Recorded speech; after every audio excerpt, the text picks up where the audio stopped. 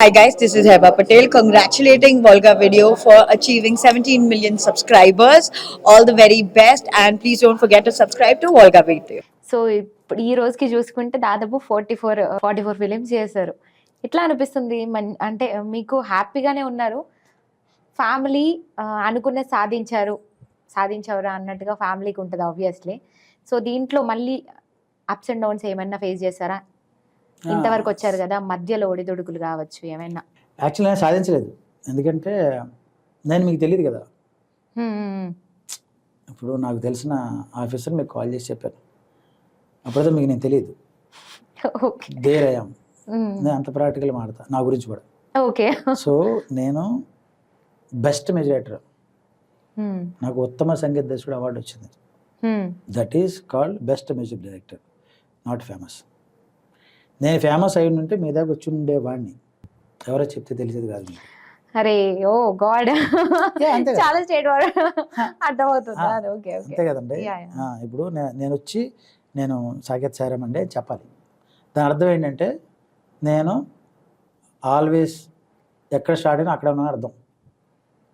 ఇది పచ్చి వాస్తవం, అదే ఇదే సైట్ ఫేవర్నెస్ అనమాట. సో ఇది నిజం. అయితే మీరు ఇందా చెప్పిన క్వశ్చన్లో అది కూడా చెప్తా ఆన్సర్.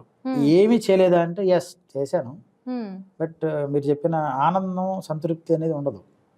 ఎందుకు ఉండదంటే నేను ఇంటర్నేషనల్ స్థాయికి వెళ్దామని వచ్చినవాడిని. నాకు సొంత ఇంట్లోనే సరిగ్గా ఫుడ్ లేదు, అంటే తెలుగు ఇండస్ట్రీలో. ఎలాగంటే ఒక 3 లాంగ్వేజ్లో సినిమాలు చేశాను నేను. మలయాళంలో చేశాను, లోకల్ హిందీ చేశాను, మలయాళం 2 సినిమాలు చేశాను, లోకల్ హిందీ 4 సినిమాలు చేశాను. And I work there Mumbai చేశాను, కొచ్చిన్లో వర్క్ చేశాను, చెన్నైలో, హైదరాబాద్లో. So I have seen several professionals and people well working with them. నాకు అనిపించింది ఎస్, అంటే మనం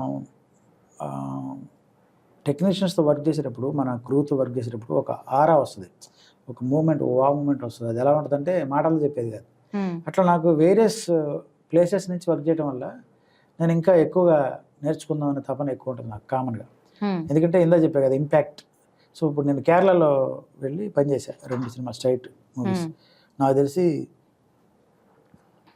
విద్యాసాగర్ గారు, కేరళ గారి తర్వాత నేనే. ఓకే. వాళ్ళు వేరే లాంగ్వేజ్ వాళ్ళకి ఎవరు.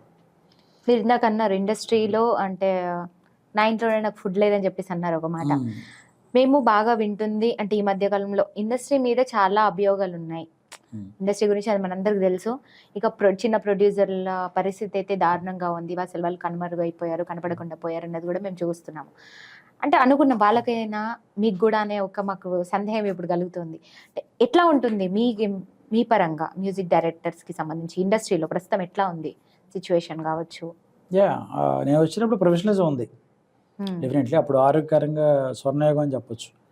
నేను ఆర్పి చక్రి ఒకేసారి వచ్చాం 95 ఆ ప్రాంతంలో, క్యాసెట్లు పట్టుకొని వేరే ప్రాంతాల నుంచి. ముగ్గురు ఫ్రెండ్సే, బాగానే ర్యాప్. చక్రితో నాకు బాగా క్లోజ్ ఎక్కువ. ఆర్పి గారు అంటే గారులో ఉంటుంది. Okay. So but definitely friendship ఉంటుంది.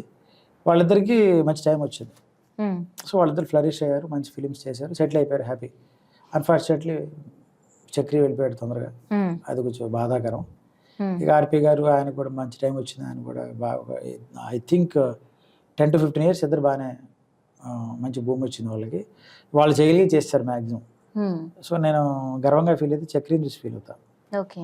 ఎందుకంటే Chakri made 100 films mark. So అది it's not that much easy. So అదే చక్రి గొప్పతనం. తను చాలా కష్టపడతాడు బాగా, మోస్ట్ అంటే కన్వీనియంట్గా ఉంటాడు అందరికీ. నేను అలా కాదు, అంటే నాకు టైం తీసుకుంటా ఎక్కువగా.